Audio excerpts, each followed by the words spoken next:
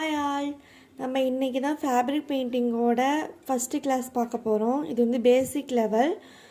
இந்த கிளாஸ்க்கு நம்ம ஃபஸ்ட்டு எப்படி இமேஜை ட்ரேசிங் பண்ணுறதுன்னு பார்ப்போம். நான் வந்துட்டு ஜெராக்ஸ் போடலை, நான் அப்படியே ட்ரா பண்ணிட்டேன் ஃப்ரீ ஹேண்ட்லேயே. ஸோ நீங்கள் ஜெராக்ஸ் எடுத்துக்கோங்க, ஏன்னா உங்களுக்கு அதுதான் பெஸ்ட்டு. அடுத்தது பார்த்தீங்கன்னா எல்லோ கார்பன் பேப்பர். இதில் பார்த்தீங்கன்னா 5010 நம்பர் போட்டிருக்கோம். இதில் வந்து நம்பர் போட்டிருக்கிறது மேலே வரணும். இந்த ப்ளைனாக இருக்கிற எல்லோ வந்துட்டு உள்ளே இருக்கணும். அதாவது இப்போ இந்த ஜெராக்ஸ் இருக்குன்னா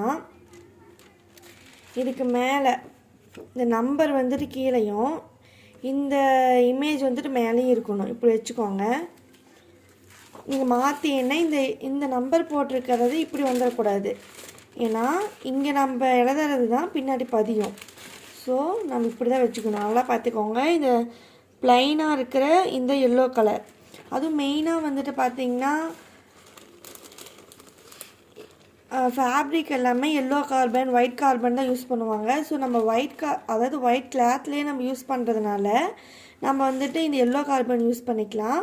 ஸோ ஒயிட்டு தெரியாது அப்படின்றப்போ நம்ம எல்லோ, இதே வந்து ரொம்ப டார்க்காக இருக்குது எல்லோ கலர் ஃபேப்ரிக்கில் என்ன கார்பன் யூஸ் பண்ணுறதுன்னு கேட்டிங்கன்னா ஒயிட் கார்பன். ஸோ நம்ம அப்படியே சேஞ்ச் பண்ணிக்க வேண்டியதான். அண்ட் எக்காரணத்தை கொண்டு ப்ளூ கார்பன் வந்து நீங்கள் யூஸ் பண்ணிடவே வேண்டாம். இப்போ நான் என்ன பண்ணுறேன், ஒன்று மேலே ஒன்று வச்சுட்டேன். ஸோ அதுக்கப்புறம் இது ஓரமாக வச்சுட்டு கிளாத்தை ஃபஸ்ட்டு நீட்டாக போட்டுக்கோங்க. இதில் வந்துட்டு நான் இந்த சைடு எடுத்துக்கிறேன். ஸோ இதெல்லாம் ரொம்ப நாள் அப்படி இருந்ததுனால கசிங் இருக்குது, அது ப்ராப்ளம் இல்லை. நம்ம ஃப்ரேமில் போடுறப்போ இழுத்துக்கலாம், அது வந்து எந்த ப்ராப்ளமும் நம்மளுக்கு வராது. ஸோ இது மட்டும் நீட்டாக அரேஞ்ச் பண்ணிடுறோம். அரேஞ்ச் பண்ணிவிட்டு சென்டராக பார்த்து கார்பனை மேலே வைக்கிறோம் ஃபஸ்ட்டு. அதுக்கப்புறம் பார்த்திங்கன்னா ஜெராக்ஸு, இது வந்து நான் பண்ண ட்ராயிங் பேப்பர். நீங்கள் வந்துட்டு உங்களோட ஜெராக்ஸ் பேப்பரை மேலே வச்சுக்கிறீங்க. ஸோ வச்சு நம்ம என்ன பண்ணுறோம், நல்லா மூவ் ஆகாத மாதிரி இந்த மாதிரி செல்லோ டேப் இருக்குது இல்லைங்களா, அதை வந்துட்டு நாம் சைடில் டேப் போட்டு ஒட்டிடணும். ஏன்னா அது அப்போ தான் வந்து நகராது.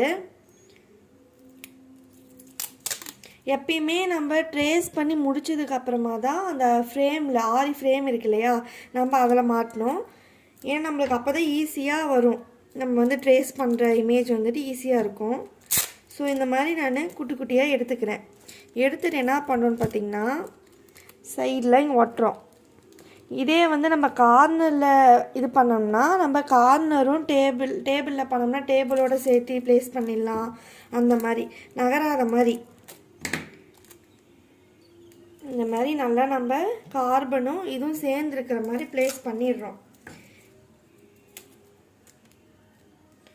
நல்லா ப்ளேஸ் பண்ணதுக்கப்புறமா நீங்கள் ட்ரேஸ் பண்ண ஆரம்பிச்சிடலாம் நகராமல்.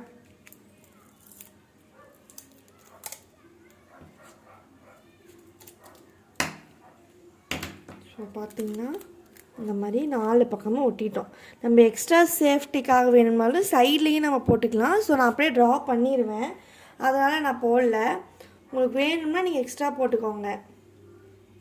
இப்போ நம்ம ட்ரேஸ் பண்ணுறது இந்த மாதிரி நார்மல் பென்சில்லையோ இல்லை ரீஃபில் பென் இருக்குது இல்லைங்களா, ரீஃபில் பென்னு நீங்கள் எதுலையும் யூஸ் பண்ணிக்கலாம். ஸோ பார்த்தீங்கன்னா எப்படி ட்ரேஸ் பண்ணுன்னு பார்த்துக்கோங்க. கரெக்டாக இதை பிடிச்சிக்கிறோம். பிடிச்சிட்டு இந்த இமேஜ் மேலேயே நம்ம அப்படியே ட்ரேஸ் பண்ணிட்டு வரோம். அவுட்லைன் மட்டும் நம்ம அப்படியே ட்ரேஸ் பண்ணிட்டு வந்தோன்னு வச்சுக்கோங்க.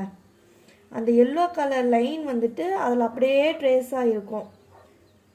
இது எதனால் நம்ம டைரெக்டாக பென்சில் அப்ளை பண்ணலன்னா, இப்போ நம்ம கிளாத்தில் பண்ணுறப்போ அது அப்படியே மெர்ஜ் ஆயிரும். அதாவது பென்சிலோட கிராஃபைட்டு அது வந்து நம்மளுக்கு அப்படியே மெர்ஜ் ஆயிரும். ஸோ அதுக்காக தான் நம்ம ஃபஸ்ட்டு இந்த கார்பன் பேப்பரில் தான் பண்ணுவாங்க எப்பயுமே. கிளாத்தில் பண்ணுறப்போ கார்பன் பேப்பர்.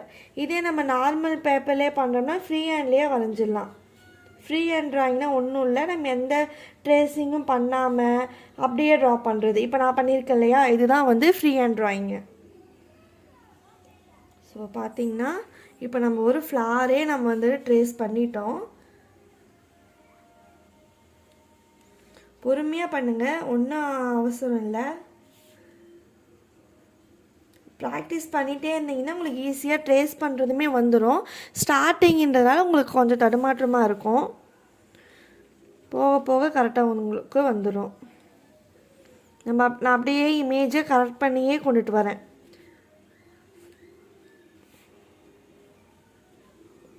நீங்கள் நகராத மாதிரி நல்லா டேப் போட்டு இது பண்ணிக்கோங்க. சைட்லேயும் இப்படி கை வச்சுக்கோங்க.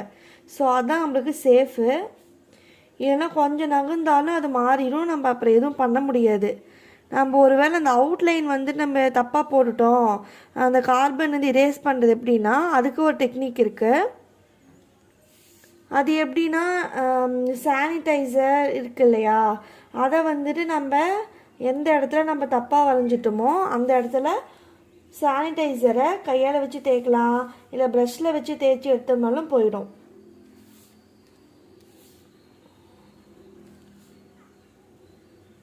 ஸோ அவ்வளோவே தான். நம்ம அதை முடிக்க போகிறோம்.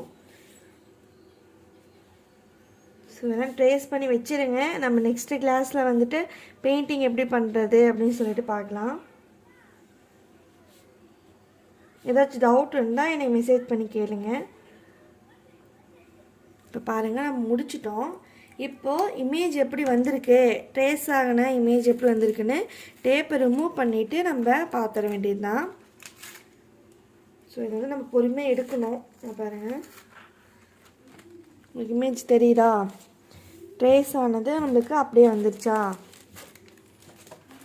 ஸோ அவ்வளவே தான். இதை நம்ம அப்படியே ஃப்ரேமில் மாட்டுறோம். ஃப்ரேம் பார்த்திங்கன்னா சின்னதாகவும் இருக்கலாம், இல்லை அந்த கிளாத்துக்கு செட் ஆகிற மாதிரி எந்த ஃப்ரேம் உங்கள்கிட்ட இருக்கோ அதை நீங்கள் போட்டு ஃபிக்ஸ் பண்ணிக்கலாம். ஸோ இப்போ உங்களுக்கு நல்லா தெரியும்னு நினைக்கிறேன். கேமராவில் கொஞ்சம் லைட்டாக தெரியுது, பட் நேரில் நல்லா டார்க்காகவே கிடைக்கிது. ஓகே, நீங்கள் எல்லாம் போட்டுட்டு எனக்கு இன்ஃபார்ம் பண்ணுங்கள்.